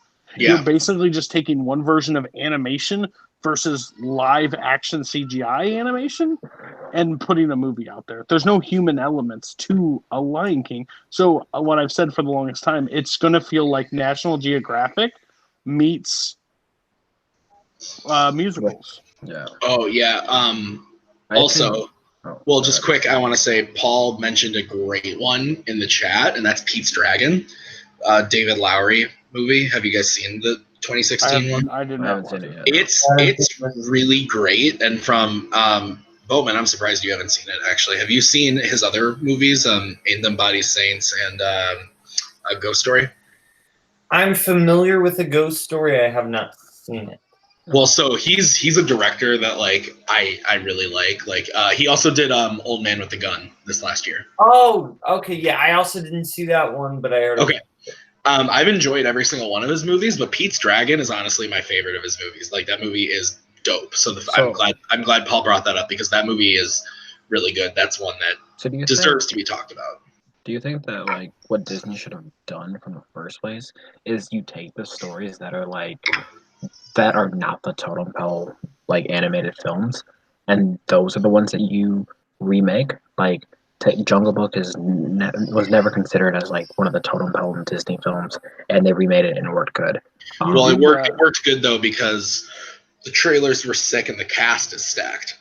Okay, but you can still do that. But it's like, why touch these films that are already masterpieces? Because you're setting it up for failure no matter what. You do that for money. That's basically the whole viewpoint. Yeah. They didn't go out to this way to make good movies, they went out to make as much money possible because the capital that they're going to lose in the first 2 years of Disney Plus is going to be almost catastrophic. Like, it's going to be an insane amount of debt that they are going into. Like, plus Galaxy's Edge. yeah, like they're putting a lot of money out there. So that's why you see Lion King, you see Avengers Endgame, you see Star Aladdin. Wars, you see Aladdin, you see these Captain Marvel, Spider-Man Homecoming, you see these actual ones that have so much weight into them to compile as much money as possible. Absolutely. But going back to like the question I asked though, like I'm like taking business out of it. We're just talking about quality of film. Would it have been better to take the lesser known stories? 1,000%. I even think Mulan's an interesting concept that you want to strip it down and eliminate it. Now, I think Mulan. Do I love Mulan because of the movies and the music and the characters? Yes. But if you tell me a badass like martial arts like war movie through Disney's eyes, I'm okay with it. Yeah. Like, that's at least you're taking a risk and you're doing something completely unoriginal. Like, I'm okay. My only problem with both of these, every Disney live action, if you're going to do shot for shot, do shot for shot. If you're going to do stray away, do stray away. Don't do this mix and match because it makes no sense to the audience. Like, that's my biggest problem with the other thing that Paul is saying is like they want to try out new. Paul here? I'm sending him the link right now if he wants it. But he said they want to try out new technology with a guaranteed financial success, and that makes sense. It's like they want to try out this new technology because I watched an interview with Favreau on the movie, and it was an interview with Frosty, and Frosty basically said like, "Where are you using this this technology otherwise?" And he's like, "We're using the same technology we used on Lion King on Mandalorian." So, like, if they're testing it out in Lion King and then they can make that technology work in a cool and fun way for Mandalorian, like, that's going to be a fucking crazy show. And Paul also said the Mulan source material is not about songs or magic or anything like that. This one looks like it's leaning into. So, I just sent him the link. Maybe he'll show up and school us all, but... I mean, I can make the argument about like every Disney thing that they adapt is not about the songs. There's no source material that has songs in it. Like the Richard Kipling Jungle Book story doesn't have songs. There's no bare necessities. There's no I want to be like you. But that's what Disney, like, to make it the Disney remake. Like, I think Mulan is hard to say that it's a Disney remake. It is just kind of another Mulan rather than a Disney remake of the animated film. But I would say the same thing about Jungle Book because they have bare necessities in it for like 30 seconds. But then they also have I Want to Be Like You for like 30 seconds. And unfortunately, the other thing too is like, and I love Mulan, but like I feel as if the general public also loves that movie, but they don't really love it for the songs. No, because the one song, the "Let's Get Down to Business," everybody remembers that, but all of the other songs, I don't think anybody can name them. I like a girl with a reflection. Okay, but we are hardcore fans. I'm not talking about just us. No, it's not. But I think that's a complete incorrect statement. No offense. If you're a fan of Mulan, you know the Disney soundtracks. Like that's just an obvious thing. I will also. So you don't have to be hardcore to know that. Like I think. Also, like, a lot of people are like hard. Like, if there is a fan base, usually it's hardcore Disney fans at this point because you grew up with them. But people aren't like. There are people though who are just looking to take like their kids to a movie in the theater, and they're not looking at what movie it is. They're looking at the fucking Disney logo on it. So that's why before Lion King, you see trailers for Maleficent 2 and Frozen and this because they're not necessarily like, oh, it's Frozen 2. They're like, oh, it's the next animated Disney movie I can take the kids to. Yeah, Frozen's a little different because the first Frozen, one was like, Frozen might not be the best analogy. You know what I mean? You know what I'm talking about? Maleficent would have been a better analogy for that. But you get what I'm saying. You get what I'm saying. Is like people are just like looking, and those Disney, there are the ones that break through, like Lion King making $180 million because it's Lion King. Even Aladdin, which is a movie, the animated one is a crazy, like people love that movie. The live action one made like $100 million opening weekend because people love it. And here is the movie trivia Schmodown champion of the world, Paul Oyama, to come and yell at us about Mulan. No, I wasn't gonna yell. I mean, I don't know. I had some thoughts. For one thing, I'm really excited for Mulan personally. It's probably my favorite Disney movie pre-2000s. Oh, okay. I'm glad you clarified that because I thought it was my first favorite. It's pretty close between the two of those, but it's probably my favorite. I'm also excited because I love the director, Nikki Caro, who did like Whale Rider, did this movie called North Country with Charlize Theron. She's Rick Carlin USA, that Kevin Costner cross country movie. Oh, that was good. But, I don't like it. I don't know. That was a Disney movie, right? Yeah. So she's kind of used to the Disney kind of brand, but I don't know. Like it just seems like it's a different take. And for me, like, I get that people like the Jungle Book. I think that Jungle Book 2016 is just really uninteresting. I don't really care for either adaptation, really.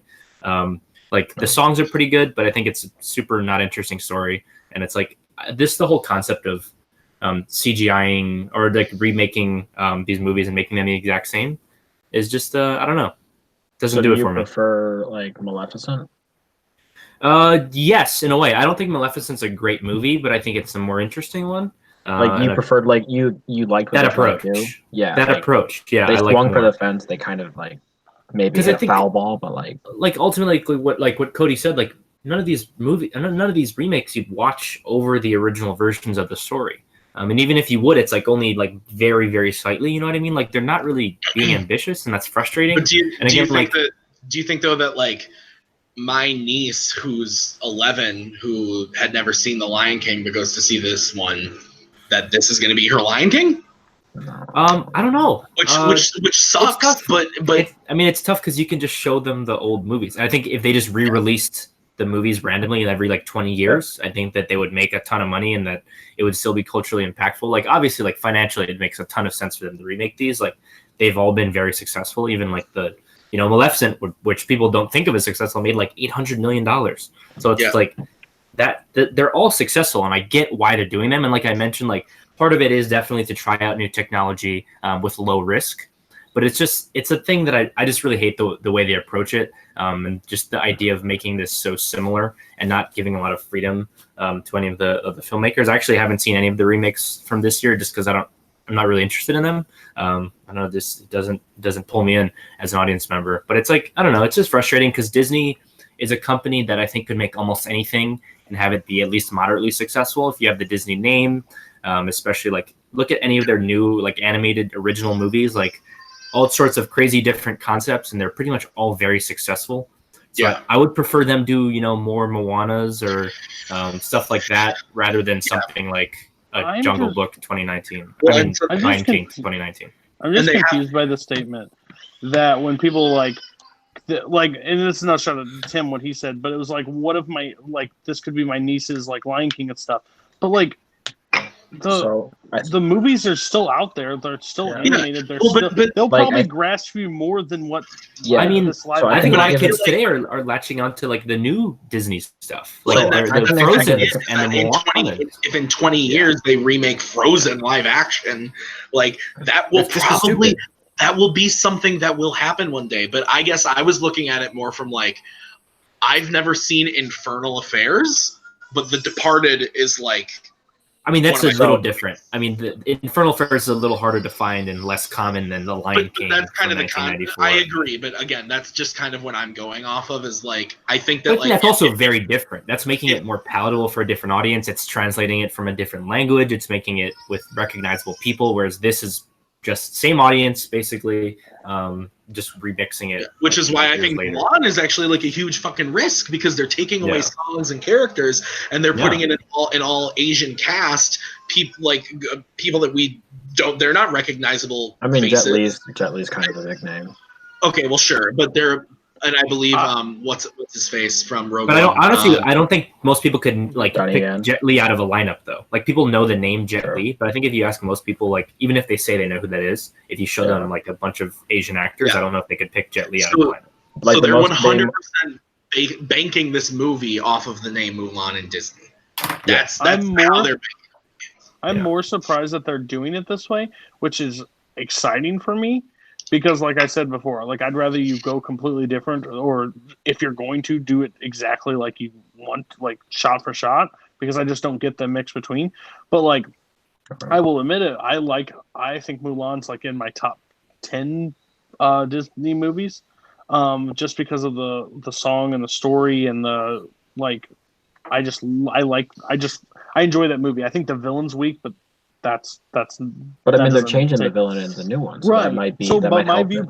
but my viewpoint is they could have done the CGI dragon, they could have done Mushu, they could have brought back Eddie Murphy, they could have done all these different things, but they're saying no, we're going to do more of a kind of like realistic war kind of movie, and like I'm kind of excited to see that because they have some people on that's casted that I think could do an amazing job with this. Do we think this is going to be the first, like, it's not obviously not the first Disney movie, but do we think this could be like the first of these remakes that's like PG-13 that like kind of pushes the boundaries of like the kids movie to live action? Because the war sequences in the trailer look pretty intense. Yeah, I think they're gonna fight it hard. I feel like they'll get it to like a hard PG. Because I mean, even the G and PG is actually like a bigger difference, I think, than people realize. Like there haven't been many G movies in the last 5-10 years, just because it's hard to make something that's G still. It's like Toy Story, and that's it. Yeah, but I think that's. I mean, making it PG-13, I think would cost them like hundreds of millions of dollars. So I don't think they would do that. Wow, I think so. But the Pirates movies were PG-13, and those. That's a way different audience, though. I think that they're reaching for. So I mean, it's hard to say really, but I think especially they're branding it within this sort of Disney live-action remake cluster that they're doing now, and those have all been PG, I believe. Yeah. I think the only one that, well, and that's another. I didn't even think about this movie because it's so forgettable. But Dumbo also came out this year, and that movie shat the bed, and that had Disney and. Can I be honest though? Yeah. I think Dumbo I think the thing that hurt Dumbo the most is not necessarily the story of Dumbo, but I think it was more of Tim Burton. I think people are tired of Tim Burton. Yeah. I mean, yeah, I also don't think that nobody cares about Dumbo. Yeah. That's fair. But like Dumbo's a name that people know, but I don't know if it's like nearly as beloved of a movie as something. Yeah. Dumbo's definitely a way more iconic name than like a but also dragon. It's not like Dumbo didn't make, and Dumbo almost made $400 million. So it's like, yeah, like it's not super successful, but like it's. I guess in the world of Disney, it's not successful, but in the world of like the world, that's fine. But my only viewpoint is there's a reason The Lion King made $185 million. Doesn't matter if it's a good movie. Dumbo. Those words, the trailer, everything brought the kid like. I mean, Aladdin is about to make $1 billion. Yeah, and Aladdin is like not well received. If we look at that, like Dumbo, let me see what the Rotten Tomatoes, but domestically, so it has a 46% on Rotten Tomatoes, and domestically, it made 114 for a worldwide of 352. So it made less. It made less in its entire run domestically than Lion King did in one weekend. Part of that's also timing, though. If you think about when the movie came out. Yeah, it came out in March. So Disney gave it Lion King Aladdin. Aladdin on Rotten Tomatoes had it made. Wait, I lost it. Okay, on Rotten Tomatoes, the film has a 56%, so a little higher. But domestically, it made 340, and it's at 989 worldwide. Yeah. That property is just way more recognizable. It's also, I mean, I think Will Smith is still like more of a draw than people give him credit for. I think people were at least curious about it. But one thing I think is interesting is a lot of these remakes are Disney taking very stylistic and like notable filmmakers that are easily recognizable and kind of taking away that stuff. Because Guy Ritchie is like, that does not look like and feel like a Guy Ritchie movie. Like at least the feel that I got. There was definitely moments that seems Ritchie, but like it's not as heavy as other Guy Ritchie films. No, it's just interesting. I think that they're taking that kind of that stuff away because even Dumbo didn't seem like as nearly as Burton-y as like anything else. It very much is. It very really. Much is. Plus, you had Alice as well. Where he did, and Alice was pretty Burton-y. Yeah, the Alice thing for sure, but that made $1 billion. So two of them have made $1 billion so far, and it's Beauty and the Beast and Alice. And the funny thing too is like the fact that Alice made. Yeah, I'm gonna pull that up. I have the entire reimagining list right in front of me. If you want me to just. I hate the Alice in Wonderland. But like that first movie made a The billion. second one is like one of the worst movies of the 2010s. looking The second one has cost 170 million to make. Domestically, it grossed 77 million for a worldwide total of 300. That is a bomb if I've ever seen one. Okay, Cain, you said you have the whole list. Yeah. So like, because it doesn't have like, so it doesn't look like it has Christopher Robin, and that's the only one that's missing. That's not really. I wouldn't even say that's really a remake, though. I feel like that's such a different, interpretation of the story. Yeah, definitely the worst box office wise worldwide was Pete's Dragon at 143. Yeah. Oh, that's such a lowest budget though, and it's easily their least recognizable property. I think a lot of people don't even know that it's a remake. I also wouldn't categorize it as a live action remake because the original was live action. Like it's a remake, but it is a live action movie and it is a remake. But then if you do by that logic, you have to put the Freaky Friday remakes or. Wait, did Sorcerer's Apprentice make more money than Pete's Dragon? They don't have it on the list. But at number 12, they have 102 Dalmatians from 2000 at 183. Okay. Then 11 is Alice Through the Looking Glass at 299. Yeah. Number 10 is 96 is 101 Dalmatians at 320. 9 is Dumbo at 352.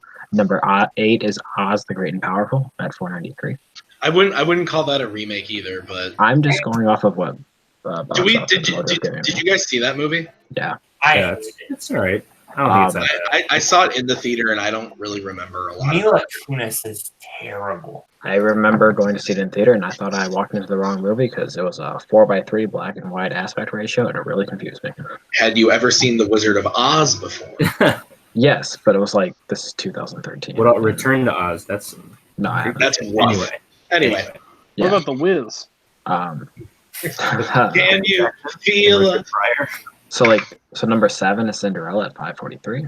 Number 6 is The Lion King at 543. I actually didn't realize Cinderella made that much money. I thought it wasn't that successful for some reason. I think it was that was Brana, right? He directed that? Yeah, Brana directed. Yeah, that movie's good, man. That's awesome. It's a good movie. Number 5 is Maleficent at 758. 4, Jungle Book at 966. Aladdin, 989. Alice, 1 billion. And then Beauty and the Beast, 1.2 billion. Your Jungle Book made $966 million. Yeah. Well, it was in theaters for a long time. They left it in theaters for a long time. I remember that. When did it come out? March? It came out in April. Yeah. It just ran. I think it was. Is it like right near Civil War? I think it came out the first weekend of April. Civil War is the first weekend of May. I'm pretty sure. I'll pull it up. But it makes sense because Disney wouldn't want to like overlap their kind of properties like that. But yeah, it came out. So I'm wrong. It came out like the third. It came out April 15th. I thought it was closer to April 15th, and then that movie made 103 opening weekend. That is insane. Yeah, that is nuts. I mean, you gotta think like this was also the point where it's like, holy shit, these like the effects look like they just look insane, and people are gonna go see it for that alone. I saw that movie in the theater 3 times. I think the original movie is not. I mean, it's definitely popular amongst Disney fans, but I don't think it's as popular, even close to as popular as a lot of the stuff they're remaking now. Yeah. No. Yeah. I think that one was made because Favreau had a passion for it, and then did Lion King beat Beauty and the Beast opening weekend? I think no, Beauty and the Beast over 200. I think not opening weekend. I don't think. I thought it did. No, because I think Mark Ellis said it was going to be 200. And I think he missed it by something. I thought he said Beauty and the Beast opening weekend made 174. So yes, it did. Lion King, more. So Lion King. The Lion King will probably overtake it. I don't know. It's already at 543, and it's been open for 4 days. But actually, I don't know. I feel like Lion King in the long run might not make as much as Beauty and the Beast. It's going to fall off. Yeah, because it only has like a 55%. The reception is not. Yeah, the reception I think by audiences is not great. I think people might be getting like a little, not totally tired of the remakes, but like a little, especially with there being 3 this year. I think it might be a little like. Well, like 4. Did you see? Yeah, Maleficent 2 coming out. Yeah, but so far I meant yeah. Paul, did you see Beauty and the Beast in the theater? Yes, I think so. Opening weekend? No. Okay, but you saw it. Did you see Jungle Book in the theater? So you saw it, and then now you're starting to, so. No, I did not see Jungle Book in the theater at all.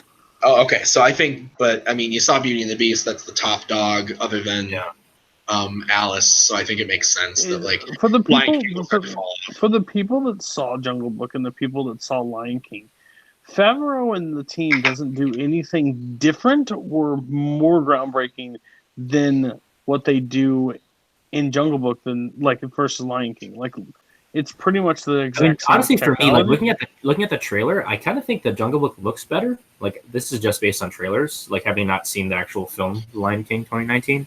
But I feel like the animation looks like smoother and more seamless. Maybe it's just because I think I watched Jungle Book again last week, and it's still obviously like an incredible looking film, but watching it kind of like, I'm gonna get all snobby now, but like in 4K, like on my huge ass TV, like the cracks are starting to peer through a little bit, not because it looks bad, but because it's 3 years old and the technology keeps getting better and better.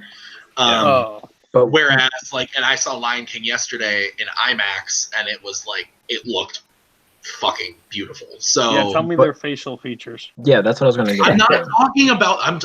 Cody, I'm talking about the animation in general. The animation is Pumbaa? You don't like Scary Pumbaa, or he looks like he's gonna. The animation. Sorry, Tim. I'm gonna have to disagree with you. The animation includes the entire lion and animals. And when I agree with you. When Baloo has actually like concerned look on his face, and Simba doesn't even look upset when his dad dies, there's a problem with that. I'm not saying that that's not a problem. He wanted to be king all along, Cody. That's the truth they're revealing. He was behind the entire plot. That makes sense. Actually, Scar did nothing wrong. Do you guys watch How It Should Have Ended? The wrong lion died. They did one for The Lion King, and it's basically just like after Mufasa dies, Scar comes down and is like, Simba, what have you done? And all of a sudden Mufasa comes out of the clouds and is like, hey, son, he killed me. He's the one who did it. And he's like, Dad? And he's like, yeah, he killed me. Stop him right now. And he's like, okay, okay, sure, yeah, okay, Scar, you killed my dad. And it's like, yeah, what the fuck? Like, if he can just come through the clouds and talk to you, what the fuck? I thought it was funny. Remember. You have to remember. Yeah, I mean, also just the whole, like, voice, like, casting James Earl Jones again, like, that kind of just feels uninspired to me. Like, it's not interesting. It's like, I literally have heard him play this character before, doing the same lines. It's honestly the most confusing as a person that's a huge fan of this movie, for the bring back of James Earl Jones, because I guess he's the most iconic voice of Lion King. To be fair, people were complaining. We were like, when it was first announced that, like, it better have Jeremy Irons and James Earl Jones like returning, or it's not the same. And it's like, well, but my only viewpoint for that is, if you're bringing back James Earl Jones, then why wouldn't you bring back the cast? If you're doing different, then you need to do different. Like you don't need to bring back the one character that sounds the same and the rest are complete. Because like Jeremy Irons is on record as saying that he would have played Scar. Like they wanted to cast somebody different. He'll take another yacht. Like, of course he'll play Scar. What do you mean? He'd play Scar, so why wouldn't he? But like they just got James Earl Jones, which I guess is a cheaper paycheck than Scar, because James Earl Jones is in like 25 minutes of the movie. Yeah, he's not in the movie a lot. Yeah. You guys want to hear something crazy? No. Malcolm in the chat has said that he's never seen Mulan. That's not a surprise. Malcolm, half the time with Malcolm, I don't know if half is real or half isn't. It's just, he has more hot takes than the Koho. He also said that he loves Dumbo, both the animated and the live action version. Yep. Makes sense. I think we need to get me, Malcolm, Koho, and Brian Michaels into a call. The best letterbox review I've ever written from Brian Michaels. Don't talk about the Fruitvale Station thing. Please. No, I will not talk about that one. What? I will talk. Nope. We're not going there. We're going to talk about ones that will not cause controversy. I don't know what happens. We'll tell you after. Okay. No, you did. You commented on it. You already know. Did I? You already commented on this. I'm looking it up right now, so you keep talking. So, R.I.P.D. 4 stars. What? Oh, I saw that. Better than all the tacky Men in Black movies out there. That's absurd. That is Also, I'm not absurd. I'm not really sure why that comparison is like entirely necessary. It was like a weird kind of like okay. No, but Cody rated it 5 stars just because there was a scene at Fenway Park, so that's just the reality of the situation. Right. You're 100% correct. No, but if you I would Boatman brought to my light the other review, and I will never. Also, just the RIPD fun fact: if you guys want to play the worst video game of your entire life, the RIPD tie-in video game is like I think literally the worst thing I've ever played. Is it better than the movie? You played the RIPD? It's awful. It's so bad. Why did you do that to yourself, Paul? I don't remember. I think I rented He it. got out of it. and like went to like a local like, Target or Walmart and said, I couldn't understand what Jeff Bridges was saying. Maybe they'll have subtitles in a video game. Brian Michaels. So I feel like I don't want to change any of the subject, but I kind of want to just ask Paul a question. Like, how does it feel? How does it feel to be the champion of the Throwdown? What are you talking about? That's the other Paul. People confuse us all the time. Oh, that's right. Yeah. You're my Are you saying all Asians look the same? Jeez. You said it, not me. So, and since Cain said it, that means everyone else can say it because he's Asian. So it's all right, guys. Everyone can now say that. And Multiplex, you're allowed. Okay. But back to your conversation. How does it feel? It's kind of wild. It's just weird more than anything. Like it's kind of. It's just a weird concept. Yeah, it's just a lot. I don't know. It happened, I guess. People are very upset about it, but yeah, it happened. They're upset about it. Oh, definitely. There's a lot of people are very upset about it. Well, yeah, you from people that have called you a Chance Ellison ripoff to an overcocky player. He still hasn't proved himself. He still hasn't proved himself. Let him know if he has the belt by Spectacular, then we can talk about him. It's good. You never beat anybody of noteworthy to get to your spot, but then you beat Dan. But he actually, he didn't play that well, so it doesn't count. I don't know if you guys heard about this, but yes. Wait, what happened? No, just a lot of people like saying like, "Oh, Dan didn't play that well," so like, did you even really beat Dan? Like, it's not the real Dan. Just just whatever. That's much bullshit. So you're facing what most like everybody else has had to deal with in the Throwdown. I just think it's very cool because not many people in the Throwdown have held that belt.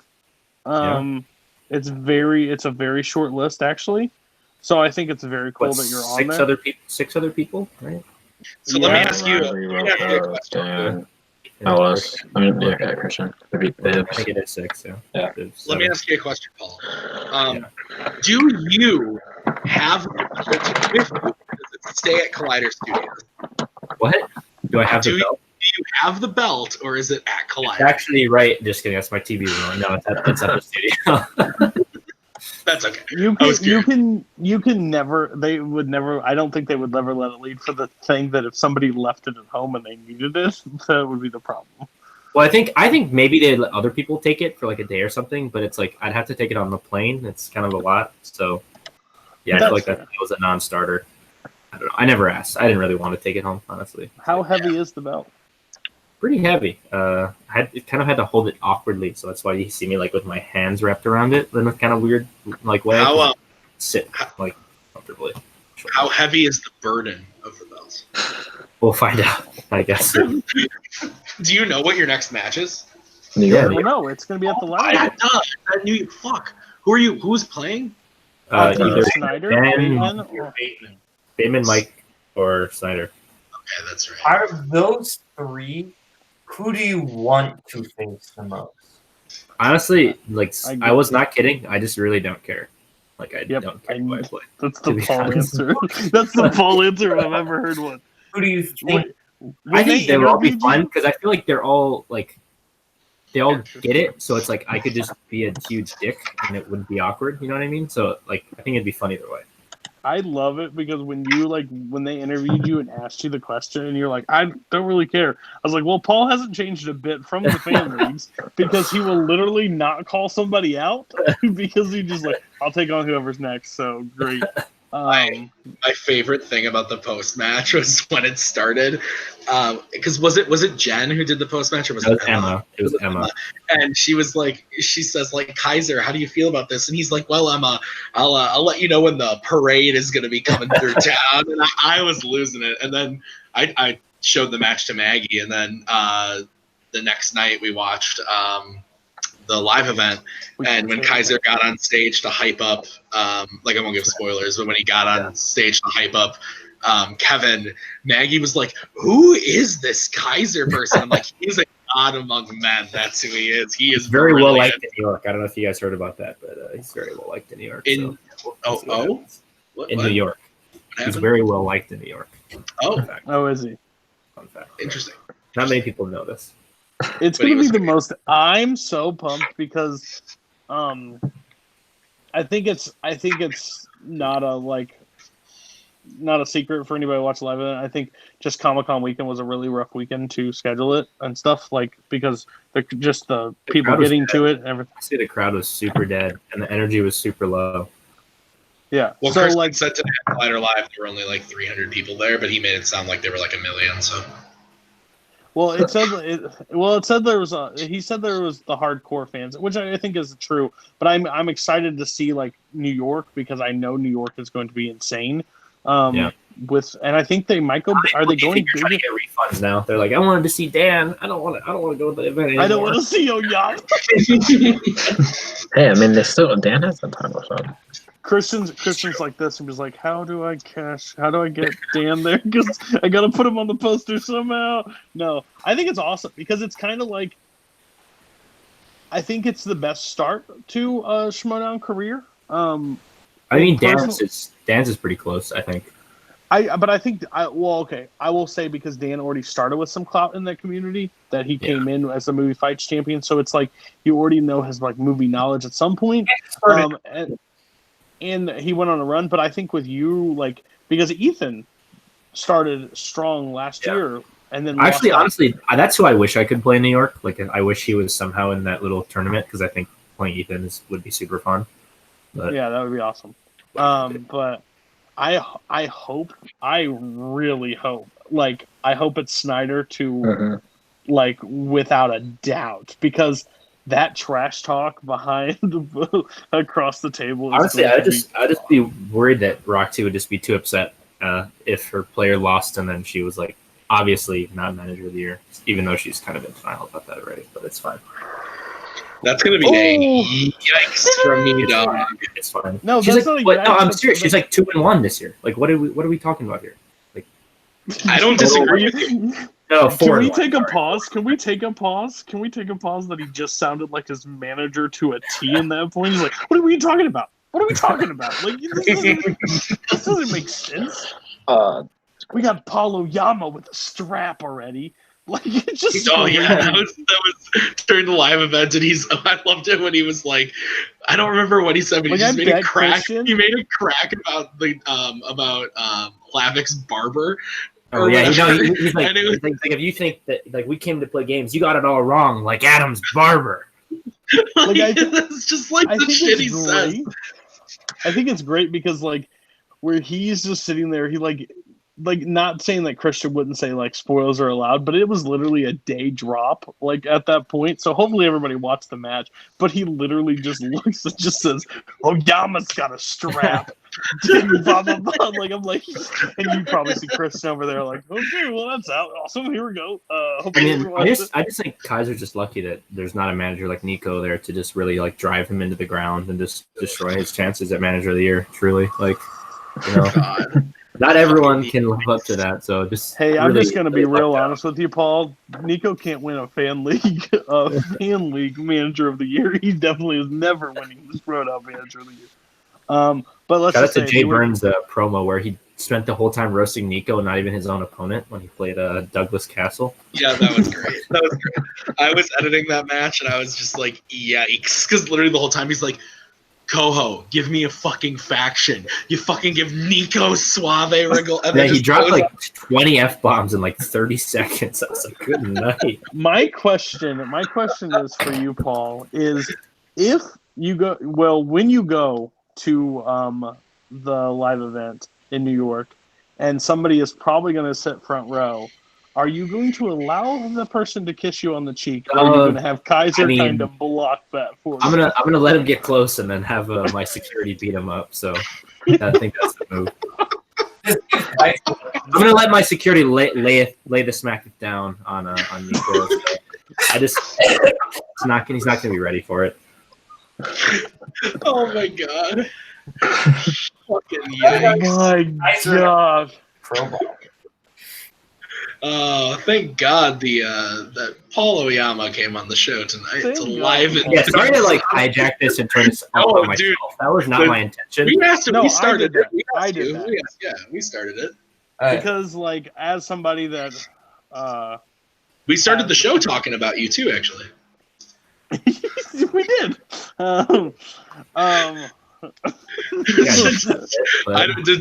What do you what? I think I missed that bit, but well, that's probably a good idea. Yeah, we can tell you off air. Well, Koho was here too, so it's a good thing you missed everything. My number one fan. He is created the page for you. By the way, I'm not even on that page. He invited me to it, and the invitation expired because I never accepted it. But I feel like I should be on there. Everybody there's some characters there, but there's definitely some. Is anyone ripping off a shirt of me to put on another shirt angrily in his car? I really hope not. Because if anyone's seen that video, there's what? That video of the Smets fan dude, Tyler, I think his name is. Oh, that's Throwdown videos. I gotta show you guys this video when we go up there. Whoa. But he's in his car and he has the Smasher shirt on, and he rips it off. This was right after he lost. And he rips it off and puts on a corruption shirt with this serious face on. It was a lot. Yikes. Well, I'm gonna head out. Bye. I was about to say, speaking of going off air, we've been live for an hour and a half now. I think we can probably call it quits unless anybody else has anything they want to talk about on air. It's been fun. It's been real. I'll see you guys in January. Everybody say goodbye to Cain. He's going away to California. No. Yeah, California. We'll see you guys later. Thanks for watching the after show. Be sure to check out all the Warzone matches Drink Smirnoff in coffee. Check out all the Fandom matches that are going to be dropping, and get ready. Mayhem is coming very soon. You can find my album Trip for Teens with the Ride with the Forks on Spotify, wherever albums are sold. Yeah. Yep, and you can check us all out. I'm on Letterboxd at RBRTPRKR98. That's my name, no vowels plus the year. And you can also find him talking about themes. Okay, see ya. Take care. Bye, guys.